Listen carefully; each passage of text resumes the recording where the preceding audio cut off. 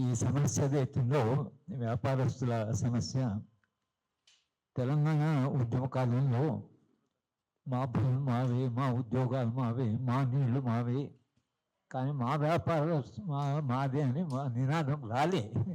అప్పటి వరకు ఇంకా ఇట్లా వ్యాపారస్తులు చిన్న చిన్న వ్యాపారాలు చేసుకునే వాళ్ళు కూడా ఇంత అస్థిరతకు గురై ఇవాళ మన వ్యాపార భవిష్యత్తు ఏమిటి, మన కుటుంబ భవిష్యత్తు ఏమిటి, అసలు వ్యాపారంలో వస్తున్న వాళ్ళు ఎవరైతే ఉన్నారో ఆ వస్తున్న వాళ్ళకున్న కిటుకులు, వాళ్ళకుండే రాజ్యంతో ఉండే సంబంధాలు, వాళ్ళు చాలా నెట్వర్క్ ఉంటుంది వాళ్ళు. నాకు మొదట ఈ చిన్న చిన్న వ్యాపారస్తులు దెబ్బతింటారు అన్నప్పుడు మా చిన్నప్పటి అనుభవము మా గ్రామానికి ఇంకా ఈ ఈ వ్యాపారస్తులు ఆడవాడు లాంటి వాళ్ళు ఇంకా మా గ్రామానికి దాకా రాలేదని నేను అనుకుంటున్నాను. 5-6 దుకాణాలు చిన్న చిన్న వ్యాపారాలు. ఆ వ్యాపారం ఎలా ఉండేది అంటే వ్యవసాయ కుటుంబం కదా, వ్యవసాయ సమాజంలో నెలకు ఆదాయం రాదు, పంట పండినప్పుడు ఆదాయం వస్తుంది. అందరూ వ్యాపారస్తులు, మా దుకాణాలు అందరూ కూడా ఉద్దరాని వాళ్ళు. పంటలు పండినప్పుడు ఇస్తాం, ఇక బట్టలైనా సామానైనా అన్నీ కొనుక్కోవడము. మా నాన్నగారు ఏమంటే వ్యాపారం మన పంటలు పండిన తర్వాత వాళ్ళ డబ్బులు వాళ్ళకి ఇచ్చేది. ఒక మానవీయ సంబంధం, ఆ ఒక్కరి మీద ఒక నమ్మకం, తప్పకుండా వెళ్ళిస్తారు వాళ్ళకి నమ్మకం. వాళ్ళు మనం వెళితే డబ్బులు లేకున్నా సమయానికి వస్తువులు ఇస్తారని వాళ్ళకు ఈ సంబంధాలు ఏతున్నాయో ఇవి కూడా క్రమక్రమంగా దెబ్బతింటున్నాయి. గ్రామీణ ప్రాంతాలు, నిజానికి హైదరాబాద్లో ఈ వేడి చాలా తొందరగా తగలబోతున్నది, కానీ ఇంకా అర్థం కావడం. ఈ అమెజాన్ ఇది వచ్చిన తర్వాత సెల్ ఫోన్తో ఈ వస్తువు కావాలంటే వచ్చేస్తున్నది ఇంటికి. మా ఇంట్లో సగం సామాను అంత మొత్తం ఈ ద్వారానే అమెజాన్ గిగ్ వర్కర్స్ పెట్టుకున్నారు, వాళ్ళు అమ్ముతున్నారు. పుస్తకాలు అమ్మేవాళ్ళు కానీ, వస్తువులు అమ్మేవాళ్ళు కానీ, ఏదైనా అది వస్తున్నది. హైదరాబాద్లో ఉండే వ్యాపారస్తులు అంటే ఏమవుతారు, చిన్న చిన్న దుకాణాలన్నీ మూతపడతాయి, ఇంకా వాళ్ళకు వేరే మార్గం లేదు.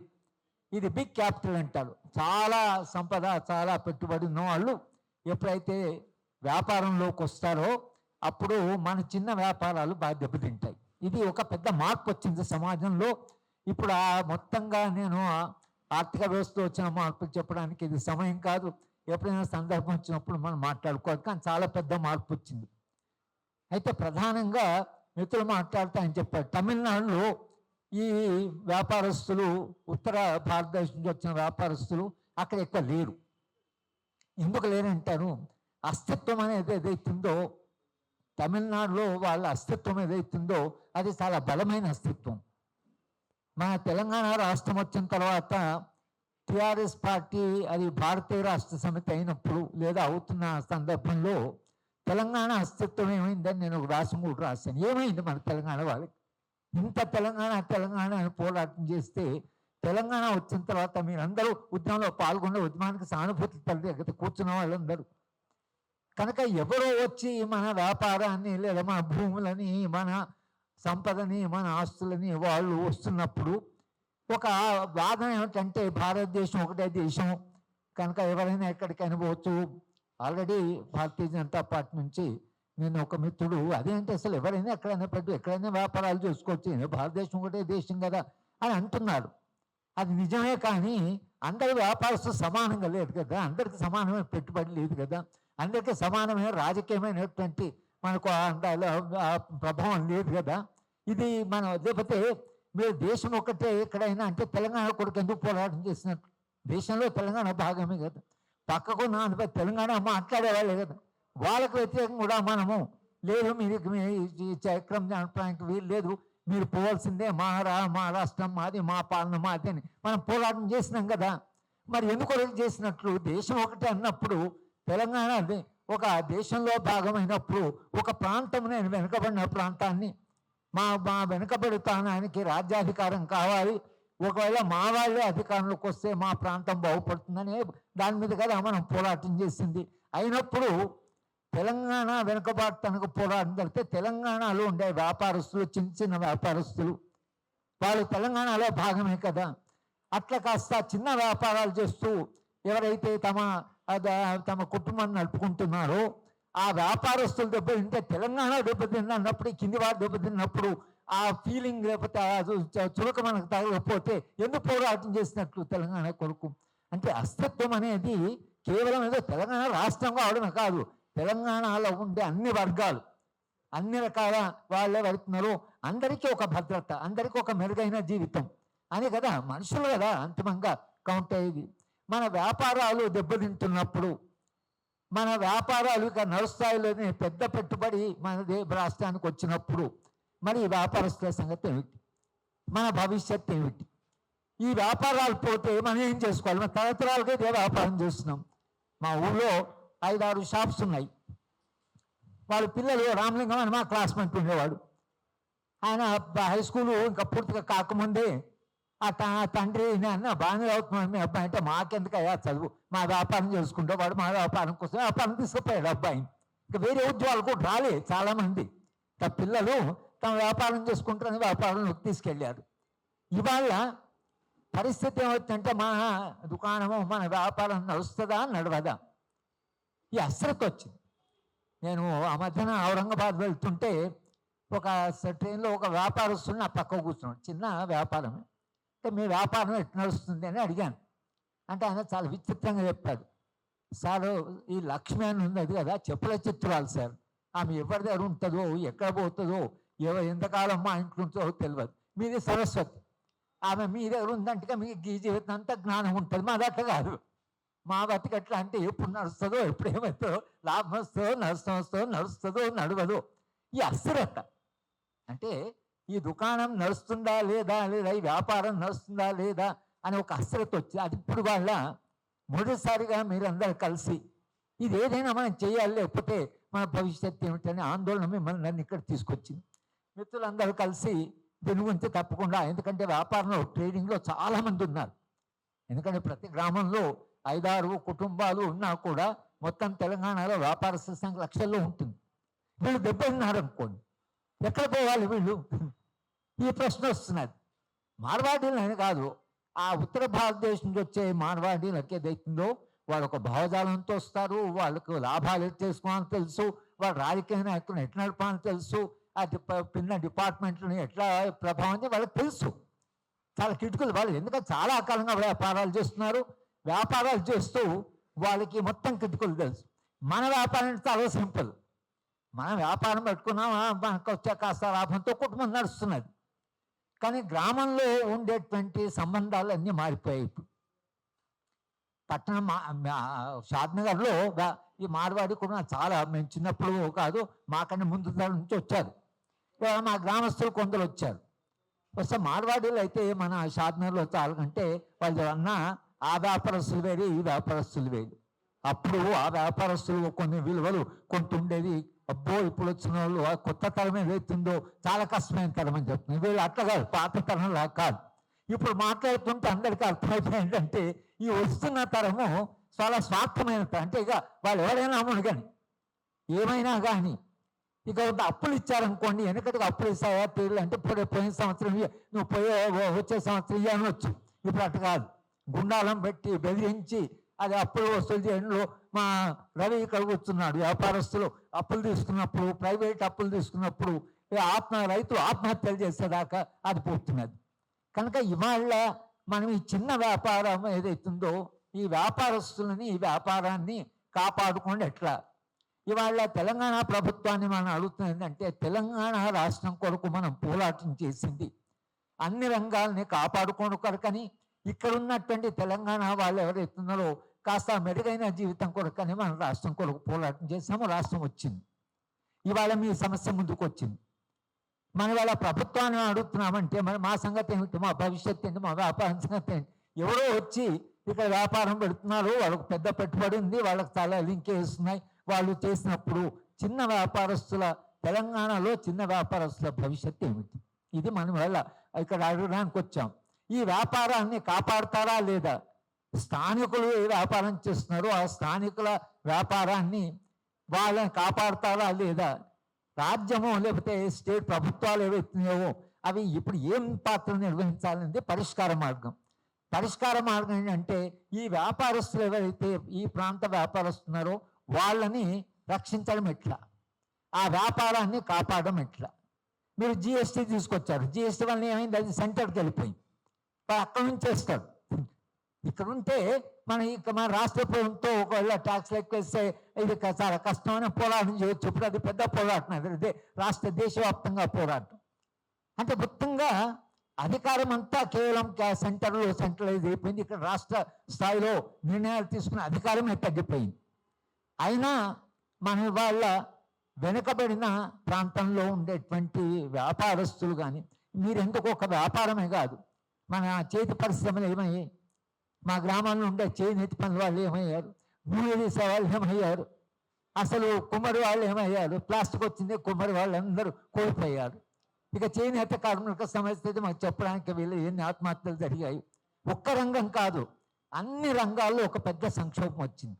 దీనికి కారణాలు అవి అంతర్జాతీయంగా ఉన్నాయి, జాతీయంగా ఉన్నాయి, ఒక ఆర్థిక నమూనాలో ఉన్నాయి. కారణాలు ఎక్కడో ఉన్నాయి. కారణాలు ఏమైనా కూడా కింది నుంచి ఉద్యమం లేకపోతే మనం కాపాడుకోవడం సాధ్యం కాదు. మనము మన సమస్య ఉందని అడగకుండా తెలంగాణలో ఉట్టుకెళ్ళాలి కదా, తెలంగాణ పోరాటం చేస్తే వచ్చింది కదా, కొందరైతే ప్రాణాలు ఇచ్చి కదా తెలంగాణ తీసుకొచ్చింది. ఇంత పోరాటం చేసి తెలంగాణ వచ్చిన తర్వాత 11-12 ఏళ్ల తర్వాత ఇక్కడ కూర్చొని మా వ్యాపారం భవిష్యత్తు ఏమిటి ఇప్పుడు అడగవలసి వచ్చింది. మనం తెలంగాణ వచ్చిన తర్వాత ఎందుకు ఈ రంగాల గురించి ఆలోచించలేదనే ప్రశ్న కూడా ఉంది. ఇవాళ మన ముందర సమస్య మనకు వచ్చింది కనుక ఇవాళ ఈ చర్చ ఏదైతుందో, ఈ చర్చ చిన్న చిన్న వ్యాపారాలు చేసుకుంటున్న వాళ్ళు, వ్యాపారస్తులు, తెలంగాణ వ్యాపారస్తులు, వీళ్ళకి మీరు తెలంగాణ వచ్చిన తర్వాత మా భవిష్యత్తు ఏంటని అడిగేదాకా మీరు మన మీద నెట్టారు, మనం బజార్లోకి లాగారు. ఆయన ఫ్రెండ్ ఒకటి అన్నాడు, హింస గురించి చెప్పాడు. హింస అంటే చంపుకుంటూ కొట్టుకునే కాదు. మన వ్యాపారం కూలిపోయింది అనుకోండి, మన వ్యాపారం దుకాణం మూసిపోయింది అనుకోండి, మనం అనుభవించే కష్టము, మన రోజు మన ఎట్లా రేపు పొద్దున ఎట్లా నిద్ర లేని రాత్రి, పిల్లల చదివెట్లా అని అది కూడా హింసనే. హింస అంటే చాలామంది ఏమంటారో కొట్టుకుంటూ తనుకుంటూ, అది కాదు. మనిషి జీవితము రేపు గడవడం ఎట్లా అని ఆందోళనతో నిద్ర రాకపోవడం కూడా హింసని. హింసను మనం అట్లా అర్థం చేసుకోకపోతే హింస మనకు అర్థం కాదు. ఇప్పుడు భార్య చేస్తాం ఆత్మహత్య చేసుకుంటుంది, ఆత్మహత్య ఎంత పెద్ద హింస అది. ఆమె తుపాకుతోనే ఓడిపోలే, కత్తోడు పొడగలే, ఎన్ని ఆత్మహత్యలు జరుగుతున్నాయి. అంటే మొత్తం సమాజంలో మార్పు వచ్చింది.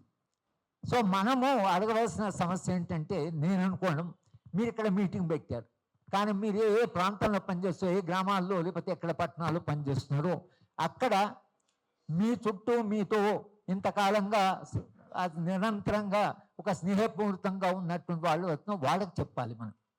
అది ఎక్కడి నుంచో కింది నుంచి మన వ్యాపారస్తులు ఇంతకాలంగా మన నమ్మకంతో ఉన్నాము, వాళ్ళ మీద మనకు నమ్మకం ఉంది, వాళ్ళ మీద మనకు ఈ నమ్మకము మ్యూచువల్ ట్రస్ట్ అంటాం. ఒకరి మీద విశ్వాసం, ఒక మానవీయ సంబంధం. ఊళ్ళో 6 ఎవరైతే కుటుంబాలు ఉన్నాయి, వ్యాపార కుటుంబాలు, వాళ్ళందరితో నాకు చాలా స్నేహంగా ఉండేది. పోతే వచ్చిన పంటలు అనేవాళ్ళు, అదే మా అమ్మని చక్కెర తీసుకురాపో అంటే పోయేది.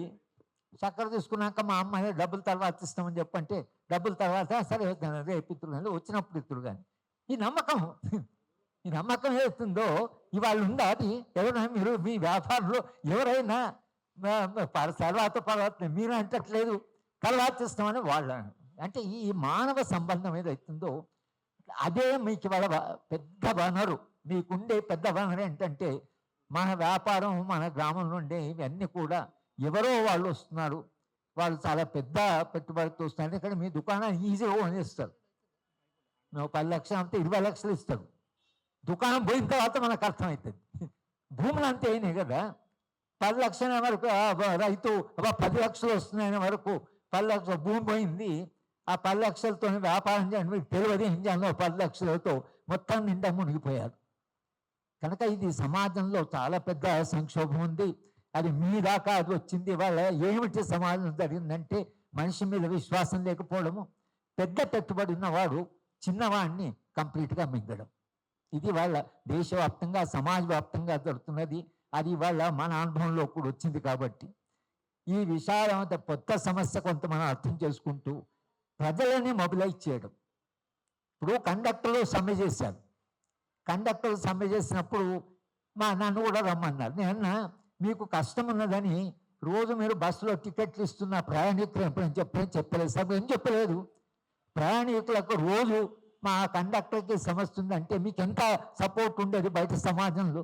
అయ్యో కండక్టర్ ఇంత సమస్య ఉందట, డ్రైవర్లకు ఇంత సమస్య ఉందట అని మనం చెప్పకపోతే, ప్రజాభిప్రాయం నిజంగానే మన చిన్న వ్యాపారాలు కోల్పోతే తెలంగాణ ఏమవుతుంది అని మనం ఒకవేళ అనిపించగలిగితే ఈ సమస్య తప్పకుండా పరిష్కారం అవుతుంది. ఏదో ఒక రకంగా ఒక చట్టం వస్తుంది. ఆ చట్టం ద్వారా చిన్న వ్యాపారస్తులను కాపాడుకోవాలి, స్థానిక వ్యాపారస్తులను కాపాడుకోవాలి అనేటువంటి ఒక దిశగా ఇది ఒక ఉద్యమం జరగలిగితే తప్పకుండా ఎట్లయితే మన ఉద్యోగాలు మనవి, మన భూమి మనది, మన నీళ్లు మనం ఎట్లయితే అన్నారు, మన వ్యాపారం మనది. మన వ్యాపారం చేసే వ్యాపారం అవుతుందో అది తెలంగాణ. కనుక వెనుకబడిన తెలంగాణలో ఇటువంటి ఏదైతే సంక్షోభం వచ్చిందో దానికి తెలంగాణ తన అస్తిత్వంలో భాగంగా ఇది కాపాడుకోవాల్సిన అవసరం ఉంది. ఆ దిశగా వెళ్ళేందుకు మేము పౌర హక్కు సంఘం కానీ, లేదా పాలమూల అధ్యయన వేదిక కానీ, లేదా మా Telangana people joint action committee కానీ, ఏ సంఘాలు దాంతో మాకు సంబంధం ఉందో అందరం కూడా ఈ సమస్యను మేము మా సమస్యగా చర్చిస్తాం. దీనికి ఎట్లా పరిష్కారాలు, ఎందుకంటే మాకు తెలంగాణ జాయింట్ యాక్షన్ కమిటీలో రాష్ట్ర వ్యాప్తంగా మా సంఘాలు ఉన్నాయి, ప్రజా సంఘాలు. అందరూ కలిసి చర్చిస్తే సమస్యను మరింత తీవ్రంగా, మరింత లోతుగా సమాజంలోకి తీసుకెళ్ళగలిగితే మీ వ్యాపారాలు కొంతగా రక్షించబడతాయి. ఆ విధంగా తెలంగాణ కూడా ఒక మెరుగైన జీవితం వస్తుంది. మేమందరం ఆశించే తెలంగాణ కూడా పోరాటం చేశాం. మీరు వాళ్ళ హైదరాబాద్లో మీటింగ్ పెట్టడం నిజంగా నాకు చాలా సంతోషంగా ఉంది. తప్పకుండా మనందరం కలిసి ఎట్లయినా మనం కాపాడుకునే దిశగా మా వంతు ఏమైనా చేయాలంటే అది కూడా చేయడానికి మేము సిద్ధంగా ఉన్నాం.